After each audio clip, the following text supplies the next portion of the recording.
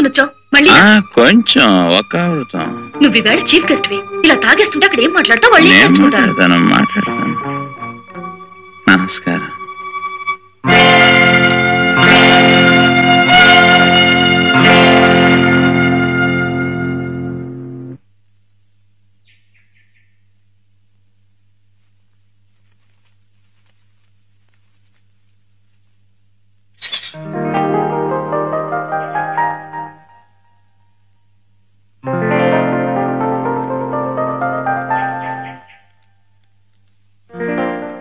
ఇదేనా ఇల్లు? అవునమ్మా, మీరు కోరినట్టుగానే పక్కనే దొరికింది ఇల్లు.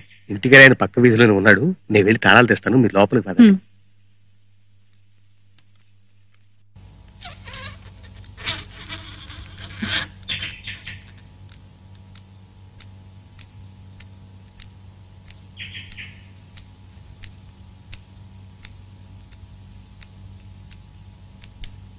ఏమిటిది? ఆ వెధవ ఎవడో ప్రోగ్రామ్ అడిగితే నువ్వు ఒప్పేసుకున్నావట? వెధవ కాబట్టి నీ ప్రోగ్రాం కావాలంటున్నాడు. అసలు మన సంగతి తెలిసి ఎవరిస్తారు? నువ్వు కరెక్ట్ గా వస్తావో రావో తెలీదు, వచ్చినా పాడతావో లేదో తెలీదు. వెధవ మూడ్సు నువ్వు. అందుకని ఆర్గ్యుమెంట్స్ అనవసరం. అడ్వాన్స్ కూడా తీసుకున్నాను, వెళ్ళి తీరాల్సిందే.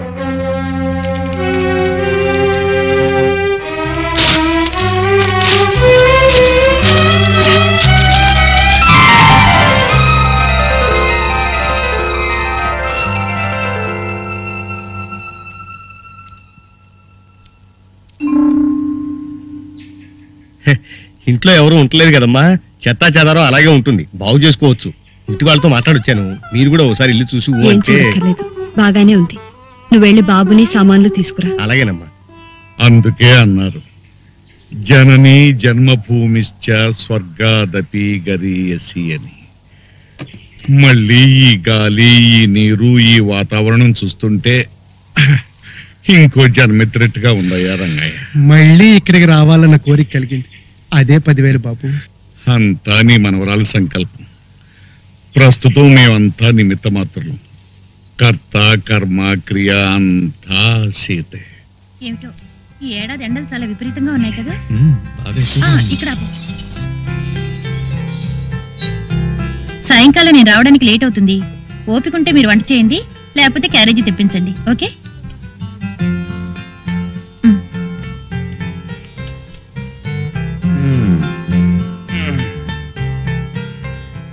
బాబు, చనువుంది గనక అంటున్నాను, ఈ రోజుల్లో ఆడా మగ ఇద్దరు ఉద్యోగం చేయవలసిందే కాదన్ను. కానీ కేవలం ఆడదాని సంపాదన మీదే మగాడు ఆధారపడితే అవ్వా ఏం గౌరవంగా ఉంటుంది బాబు. నిజమేనయ్యా, కానీ ఏం చేయమంటావు? సరైన ఉద్యోగమా దొరకటలేదు, ఉన్న సంగీతం ఉపయోగపడలేదు. మీరు ప్రయత్నం చేస్తేనే కదా. నాకు తెలిసిన విద్వాంసుడికి పక్క వైద్యం అవసరం ఉందిట, రండి కనుక్కుందాం. బానే ఉంది గాని అతను ఎంత పెద్ద విద్వాంసుడో ఏమిటో. మనమా వయలును ముట్టుకుని ఎన్నో ఏళ్లైపోయింది. తీరా ఆయన పక్కన కూర్చున్న తర్వాత కాలు చెయ్యి ఆడకపోతే ఆ విషయం వారికి ముందే మనం చేసుకుంటాం. వారే ధైర్యం చెబుతారు, ఆ తర్వాత కాలు చేతులు వాటంతా అవే ఆడతాయి. అమ్మ త్వరలోనే నా చేత ఇక్కడ ఒక కచేరీ పెట్టించడానికి అన్ని ఏర్పాట్లు చేస్తోంది. అన్ని అనుకున్నట్లు జరగగానే తెలియపరుస్తాను. అంతేనా? ఇంకేమన్నా రాయాలా? నానమ్మ గారికి నా నమస్కారములు చెప్పవలసింది. నానమ్మకు ఇవాళ పోస్ట్ చేసేసి. అలాగే. బాబు ఎక్కడికి? ఉత్తరం పోస్ట్ చేయడానికి. నేనేస్తాను, నూరా. రండి బాబు, కూర్చోండి బాబు. అలాగే. అమ్మా, మురళి బాబుని తీసుకొచ్చానమ్మా. చిన్నబాబు గారి పక్క వాయిద్యం వాయించడానికి ఒప్పుకున్నారు. పక్క వాయిద్యానిక? అవును బాబు. ఏంటమ్మా నువ్వేమో ఈ 3 కాళ్ళ బండికి చెప్పటం, ఈయనేమో 4 కాళ్ళ జంతువుని తీసుకురావటం. అసలు ఆయన్ని చూస్తే సంగీతం తెలిసిన వాళ్ళ ఉన్నాడా? పెద్దవాళ్ళని పట్టుకుని ఏమిటా మాటలు? తప్పు కదూ. మనిషిని చూసి చెప్పగలవా ఎవరిలో ఎంత విద్వత్తుందో? అయితే నిన్ను చూసి వాళ్ళేమనుకోవాలి? రామదాసు, మన గురించి మురళికి ఏం చెప్పలేదుగా? లేదమ్మా. అలా తెలియకుండానే ఉండాలి. అలాగే బాబు, మీరు ఇక్కడే ఉండండి, నేను వెళ్ళి అర్జెంట్ గా ఈ ఉత్తరం పోస్ట్ చేసి వస్తాను. ఇప్పుడు అర్థమైందా ఆయన ఎవరు? మరైతే నాకు బాబాయ్ అవుతాండి, ఆయనతో ఎందుకు చెప్పొద్దంటావు? చెప్పే అవసరం వస్తుంది, అప్పుడు నేనే చెప్తాను. నువ్వు మాత్రం అతనితో చాలా మర్యాదగా ఉండాలి.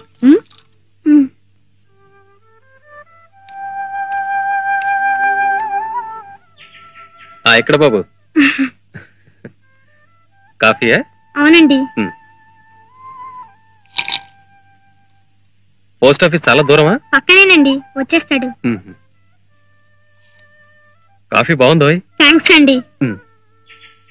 ఒరే బాబు రారా, కొట్టుకెళ్ళి ఓ చార్మినార్ ప్యాకెట్ ఒక అగ్గిపెట్టి తీసురా, మిగతా చిల్లర పెట్టి చాక్లెట్లు కొనుక్కో.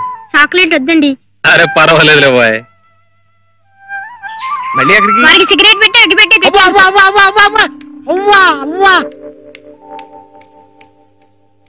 ఒక పండితుడి దగ్గర పక్క వాయిద్యం వాయించే లక్షణమేనా ఇది? అవ్వా అవ్వా, మీరు అర్థమైన పనులు చేస్తుంటే మన పని ఎలా జరుగుతుంది? నేనేం చేశానయ్యా? అవ్వా అవ్వా, రేపు మీరు పక్క వాయిద్యం వాయించేది ఈ చిరంజీవికే. ఈ విద్వాంసుల చేత పనికురాళ్ళ సిగరెట్లు అగ్గిపెట్లు నా తెప్పించేది. అవ్వా అవ్వా. ఇట్రా ఏమయ్యా అందస్సు, నీకేం వేళకోళంగా ఉందా? భూమికి జానిలేడు, ఇంకా బొడ్డు కూడా ఉండట్లేదు, వాడికయ్యా నేను వాయించేది. ఇదిగో నేను ఈరోజు వస్తుదేవుడే కావచ్చు కానీ మరీ చిట్టెలు కాళ్ళ పట్టుకోమంటాం. సార్ సార్ సార్, నా మాట వినండి సార్. నేనే మీ కాళ్ళు పట్టుకున్నాను సార్. మీ బోటి పెద్ద విద్వాంసుల పక్కన కూర్చోవటమే పెద్ద అదృష్టం, కాదనకండి సార్. ఇంకేమిటండి ఆ పసివాడంత ఇదిగా అడుగుతుంటే? ఏమిటి రావదాసు మరి నువ్వును? కయ్యానికైనా బియ్యానికైనా సమబుద్ధి ఉండాలన్నారు. అందులోనూ ఇది శాస్త్రీయ సంగీతం, 10 మంది మధ్యలో కచేరీ. ఏమన్నా జరిగితే ఒక్క అవకాశం ఇవ్వండి సార్. మీకు నచ్చకపోతే అప్పుడే మానేద్దరు గాని. ఇంకేం మాట్లాడకండి. అది కాదు, అడ్వాన్స్ ఇప్పిస్తాను.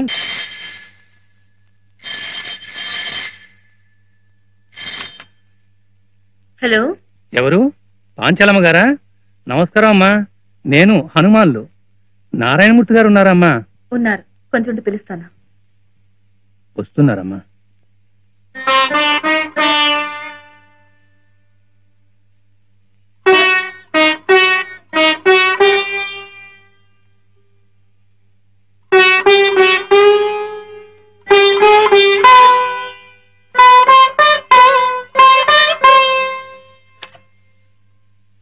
హలో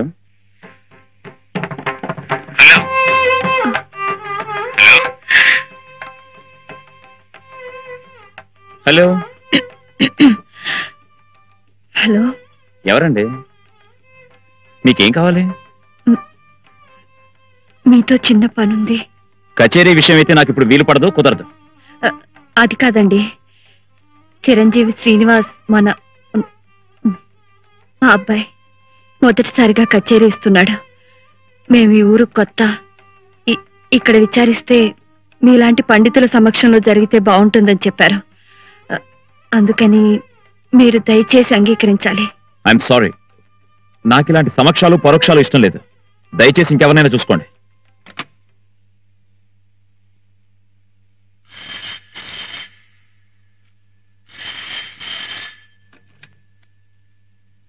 హలో, మిమ్మల్ని విసిగిస్తే క్షమించాలి.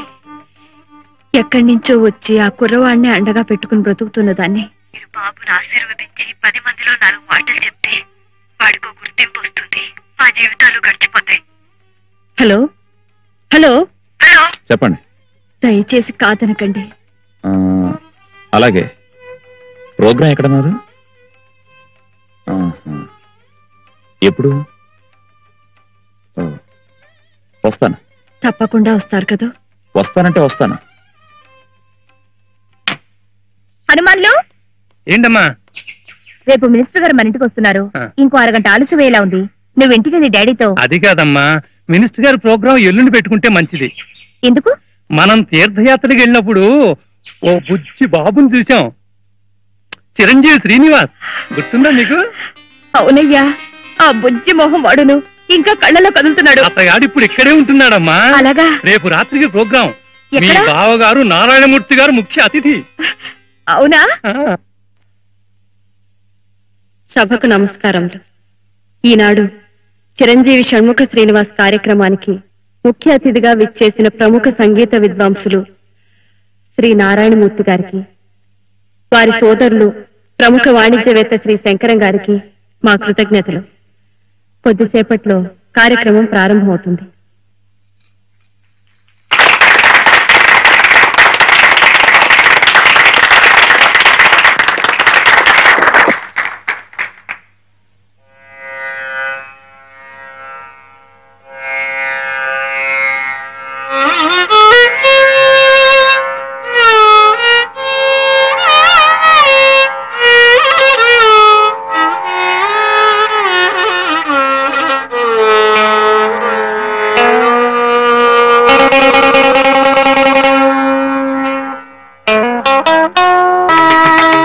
ఏమిటది?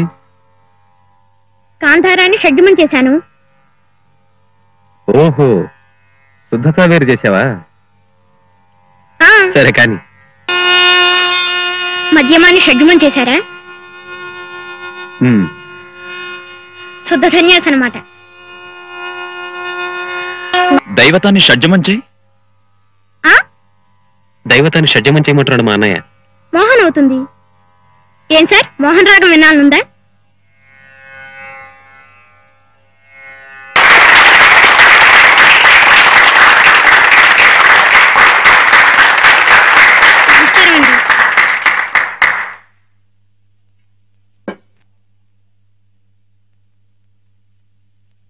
కచేరీ పూర్తి కాకుండానే సభ మధ్యలో మాట్లాడుతున్నందుకు క్షమించాలి.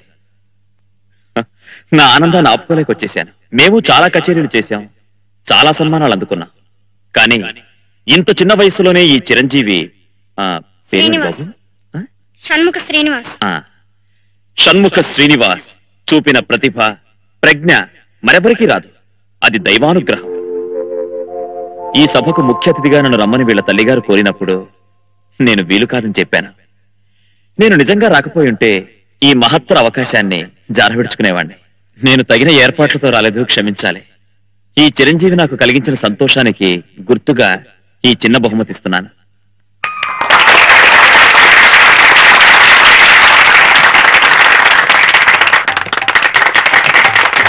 బాబాబు శ్రీనివాస్, ఒక నిమిషం.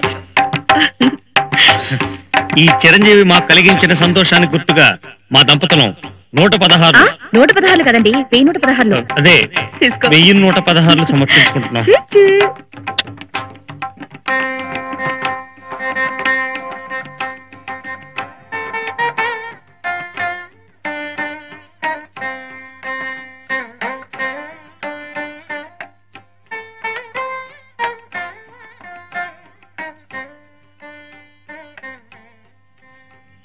ఏమిటి రంగయ్య, మీరు చూసుకోవడమేనా? నాకు కూడా ఏమైనా చూపిస్తారా?